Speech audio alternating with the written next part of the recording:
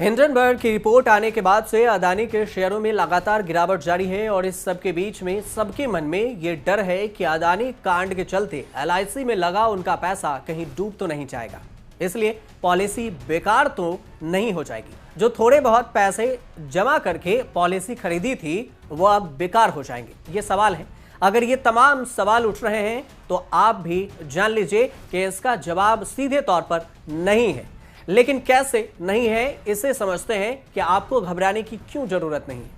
24 जनवरी को अमेरिकी short selling company Hindenburg ने एक रिपोर्ट जारी की। रिपोर्ट अडानी समूह की कंपनी पर गंभीर आरोप लगाए गए।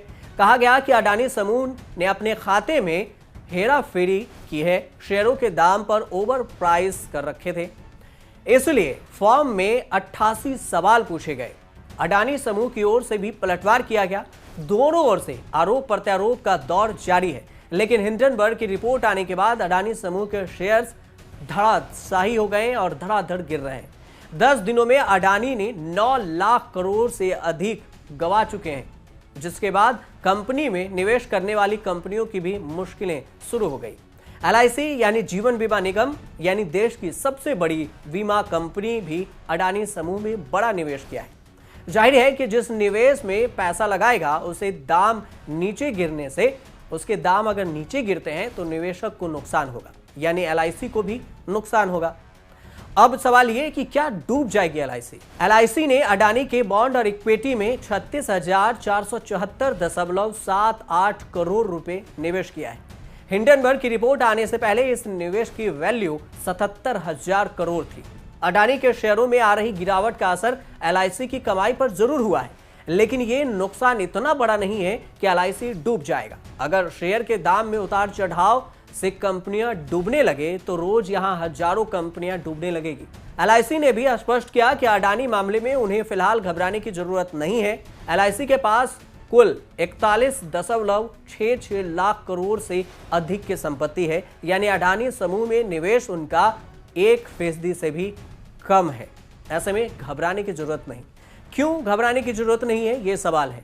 तो इसे आसान भाषा में समझिए कि किसी को घाटा या मुनाफा तब तक नहीं होता जब तक वो शेयर को बेचता नहीं। एलआईसी ने अडानी के शेयर में पैसा लगाया है। आज अडानी के शेयर के दाम गिर रहे हैं तो एलआईसी को नुकसान हो रहा है। कल बढ़ेंगे तो मुनाफा होगा। इस तरह से नफा नुकसान को नोशनल मुनाफा या नुकसान कहते हैं, क्योंकि ये असली घाटा या लाभ नहीं है।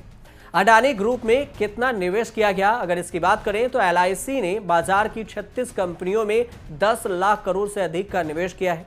अडानी में उनके निवेश की तुलना करें तो 1% से भी कम है। 20 सितंबर 2022 तक एएमयू यानी एसेट अंडर मैनेजमेंट 41,66,000 करोड़ था। यहाँ एएमयू का मतलब उस पैसे से है जो बीमा कंपनियां बाजार में मैनेज करती है।